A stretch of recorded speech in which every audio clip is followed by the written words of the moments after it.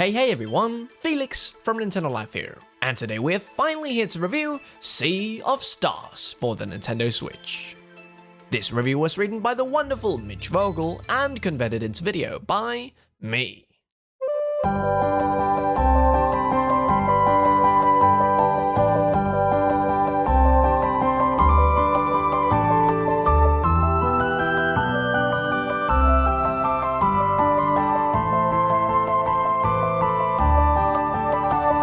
So about 5 years ago, a no-name studio called Sabotage wowed audiences when it put out The Messenger, a creative and innovative action platformer that quickly set itself apart from the dolge of similar retro-flavored titles released in the indie space. Empowered by the game's deserved success, the team then began to work on a dream project, a retro JRPG called Sea of Stars, inspired by the likes of Chrono Trigger and Secret of Mana.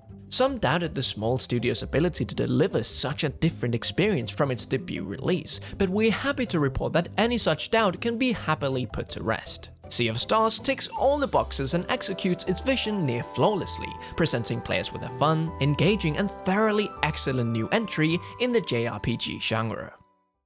This game opens in an ancient library, where a mysterious archivist tells you a story that takes place in the same world as The Messenger thousands of years before the events of that game. An evil god called the Fleshmancer created a few monstrous dwellers before disappearing, and each of these creatures could turn into a world eater and cause the apocalypse if allowed to grow to maturity. To oppose this, a powerful order of warrior mages called Solstice Warriors was formed to exterminate the dwellers, which are vulnerable to magic during an eclipse. Our dual primary protagonists, Sail and Valerie, enter the story where there's only one dweller left to destroy, though the Solstice Warriors themselves have dwindled to only 3 remaining members.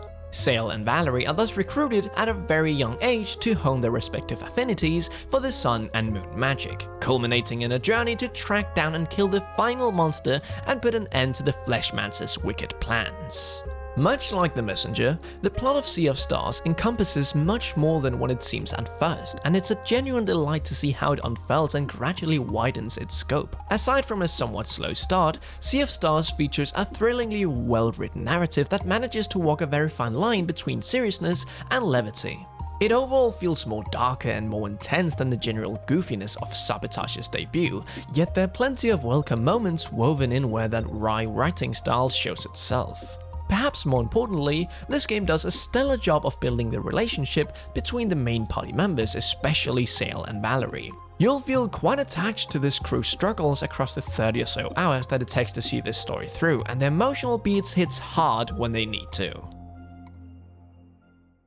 Sea of Stars follows the traditional JRPG template, where you explore an expansive world packed with secrets and dungeons, battle foes and turn-based combat, and build up a gradually expanding party where everyone fills a unique role in both combat and narrative. The influences of classic SNES JRPGs are obvious everywhere you look, yet it's also abundantly clear just how much Sea of Stars learned from these games and build upon their ideas. For example, the world itself is impressively interactable for a retro RPG. If a ledge or roof looks like it could be climbed, it probably can. Exploration in this game feels almost exactly like what we would expect out of a modern entry in the Golden Sun series, with all dungeons and locales being rife with new environmental puzzles and thoughtful design that takes things way beyond feeling like differently decorated corridors funneling you to the next plot point. Dungeons in fact feel quite traditionally Zelda-like in their layouts, with you usually obtaining some new gadget or magic power partway through that gives you new traversal options that unlocks the rest of the dungeon while giving you something new to use in the overworld to find more goodies and unlocks if you want to backtrack. When you encounter enemies, battles take place right where you bump into them and follow standard turn-based rules. Every enemy will have a counter above their head that tells you how long you have before they attack again, and every now and then, that encounter will be accompanied by a small box with icons. These locks correspond to different kinds of elements and weapon types your character fight with, and if you manage to hit an enemy with the right attacks before the counter hits 0, you'll cancel their attack completely. Even if you don't manage to hit all the locks in time, each one that you manage to get will decrease the enemy's power by a fixed percentage. Borrowing from Super Mario RPG, both your offensive and defensive options can be bolstered by timed inputs that either boost your damage or reduce how much you take from the enemy, and this does a lot to make battles much more engaging. Needing to learn new timings for fresh foes or attacks keeps you from getting too complacent, and adds a little more of a skill component to battles than simply building characters with the right stats and letting the numbers play out. You actually have to get better at fighting a boss if you keep losing. Additionally, there is a boost system that's vaguely reminiscent of the one seen in Octopath Traveler. Hitting enemies with a standard attack will not only generate some MP for you to use to unleash more powerful combos, but it'll also send a flurry of magic orbs across the field waiting to be used. If you want to juice up the damage of an attack or party buff, you can then have a character absorb the orbs up to 3 times per action to power up. Battles are thus much more involved than simply selecting actions from a menu, and this dynamism makes every encounter feel meaningful.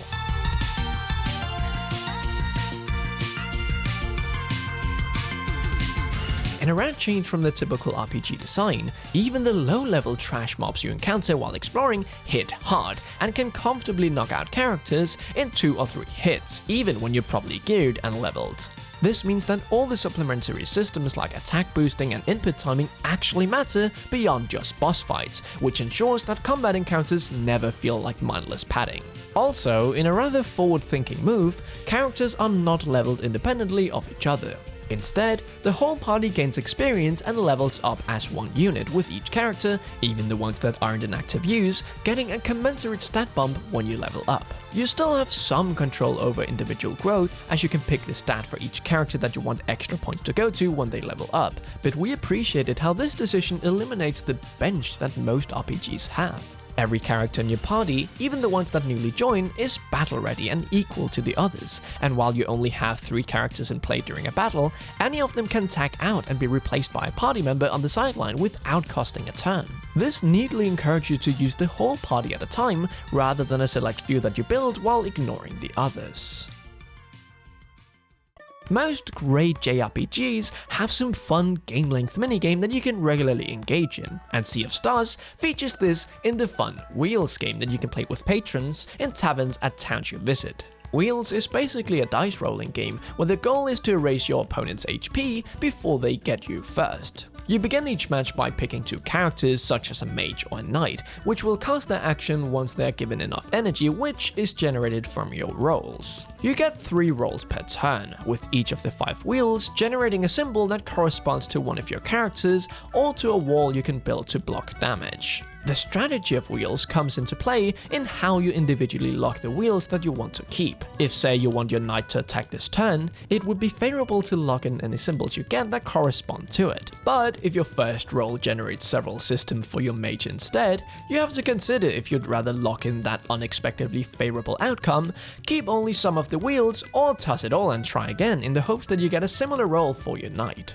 Winning a game of Wheels is thus 1 part skill and 1 part luck, as you're ultimately hedging your belt and trying to preempt your opponent's decisions.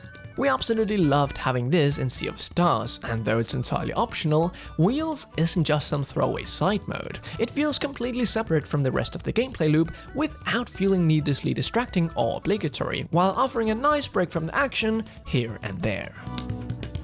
We feel it needs to be said that Sea of Stars is the kind of game that continuously finds ways to one-up itself, always pulling new tricks out of the bag just when you feel you might finally have seen all its ideas. For example, much like The Messenger, there's a moment about halfway through the game that recontextualizes everything that came before it and totally revitalizes the adventure by adding another layer to things. This is the furthest thing from a release that settles into a complacent repetition, and it's a genuine delight to see how tugging on some loose strings causes the whole thing to open up in unexpected ways. For its visuals, Sea of Stars employ a system that we would say exceeds Square Enix's famed HD 2D system, in keeping the spirit of classic pixel art alive while bolstering it with modern touches. The sprite work is impressively detailed and features an insane amount of variety for the animation, giving all movement a staggering level of smoothness for a game featuring pixel art.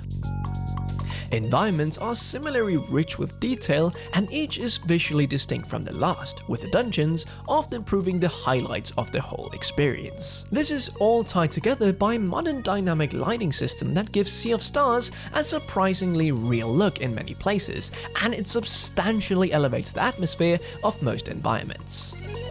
As for the soundtrack, Eric Brown, known by his stage name of Rainbow Dragon Eyes, returned after his absolute stellar work on the Messenger soundtrack, and we are pleased to report that he hasn't lost his edge in the interval since the release's debut. The music in Sea of Stars is decidedly less catchy to match the different tone here, but what it loses in energy, it makes up for in setting effective atmosphere. Not only that, but the team at Sabotage managed to get Yasunori Mitsuda, the composer of Chrono Trigger, to write several tracks here. His influence is abundantly evident in Brown's work, and their unique styles go together flawlessly. The only criticism we can reasonably make about Sea of Stars is that it feels a bit awkwardly paced at times. It's a thrilling ride from start to finish, and it's entirely worth seeing through, but there were a few times where it felt like we were being forced to do errands that distracted too much from the central plot. For example, there's one moment where you get to do a major plot point, only to be sent away by a character to do something to prove yourself to them. You go on that tangent and come back, only for the character to send you away again on another tangent to fetch an item for them from a dungeon. The combat and level design in Sea of Stars is excellent, so these tangents hardly feel like a bore, but we sometimes found ourselves wishing that Sea of Stars could be a little more focused in its story execution.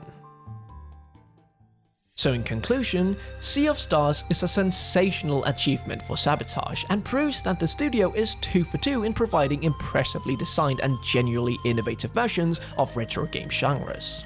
Some pacing issues aside, the complex narrative, deep strategic combat, thoughtful level design, and fantastic visuals and music all combine to make this one of the easiest recommendations we can make to RPG fans. If you at all consider yourself a fan of old school RPGs, you must play Sea of Stars as early as you reasonably can. Even if you're not a fan of this kind of game, the execution and polish here is so good that we'd suggest you try it out anyway, as there are few games that we can think of that would be a better representation of what makes JRPGs great.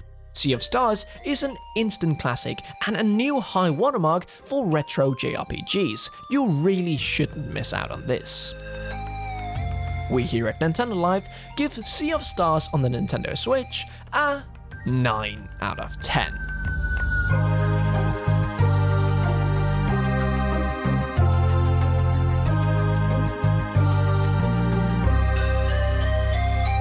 If you like this video, why don't you hurl your moon boomerang at that subscribe button so it gets a little click, and don't forget to check out our website nintendolife.com for all sorts of Nintendo related news and reviews like these but in written form. Stay safe, play some Sea of Stars, it is seriously really good, and we'll see you in the next one. Felix from Nintendo Life, out.